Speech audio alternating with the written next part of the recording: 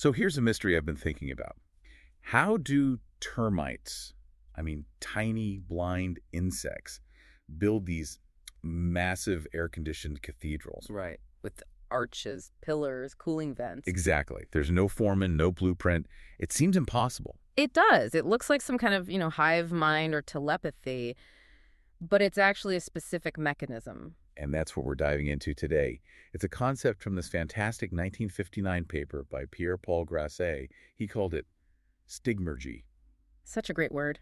It comes from the Greek stigma, for mark or a sign, and ergon for work. So sign work, basically. Pretty much. The core idea is that the work itself stimulates more work. An individual termite isn't talking to another termite. It's talking to the environment. Yes, and the environment is talking back. That's the key. I love the example from the research.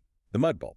So a single termite drops a little ball of mud mixed with a pheromone. A chemical signal. And that scent is basically a signpost, right? It just screams to every other termite, hey, drop your mud ball right here. And you get this positive feedback loop. One ball becomes a pile, that pile becomes a column. But it's more than just piling stuff up. This is the part that blew my mind, the qualitative change. Oh, yeah. So when the columns get high enough, they actually change the airflow around them. And the change in the air? That's a whole new signal. Exactly. The new signal tells the termites, okay, start building up, start building sideways toward the other columns. And boom, you get an arch. The structure itself is telling them how to complete it. No one planned it. It's just complex, intelligent design emerging from really, really simple local rules. It's incredibly efficient.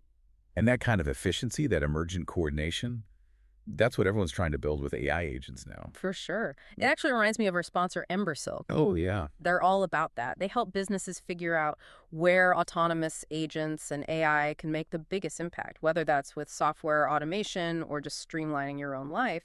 It's the same principle, right? You don't micromanage every step. You set up the right environment and let the intelligent work happen. If that sounds useful for what you're working on, you should definitely check them out at embersilk.com. So we like to think we're, so much more advanced than termites. But looking at these notes, we use Stigmergy constantly. All the time. I mean, think about Wikipedia. Okay. It's just a giant digital termite nest. I love that. So what's the pheromone trace? A red link for a page that doesn't exist yet, or that little citation needed tag. It's a signal, a gap in the structure. It's a sign saying work is needed right here.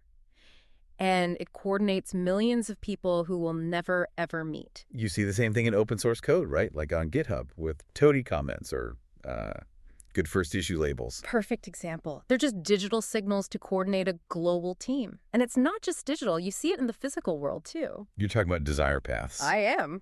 The best. Those little dirt trails worn into the grass where everyone cuts a corner. One person flattens the grass, leaving a trace. And the next person sees that's the easiest path and follows it. And eventually... The city planners just pave it over. The pedestrians literally designed the sidewalk without a single meeting. It's amazing. And this idea is completely reshaping fields like robotics. Yeah, this whole concept of swarm intelligence. This is where things get really hopeful. Imagine you're sending robots to explore Mars or into a disaster zone. If you have one central leader robot... And it breaks, the whole mission fails. The whole mission is over. But with Stigmergy, the instructions are in the environment itself. A pile of rubble is a signal to clear this. A rock sample is a signal to analyze that. So if one robot goes down, the others just keep working. Keep going. The system is incredibly robust, it's scalable, and it suggests we can solve huge problems not with one giant perfect brain, but with better, simpler coordination. That is a fantastic thought. So if the traces we leave behind are what direct future behavior, then every single action we take online, a like, a share, a comment, it's our own little digital mud ball. Yeah. We're all leaving traces. We're all collectively shaping the structure of our digital world for everyone else. We're all building the cathedral together. I like that. If you enjoyed this deep dive, please subscribe to the show. Hey, leave us a 5-star review if you can. It really does help get the word out. Thanks for tuning in.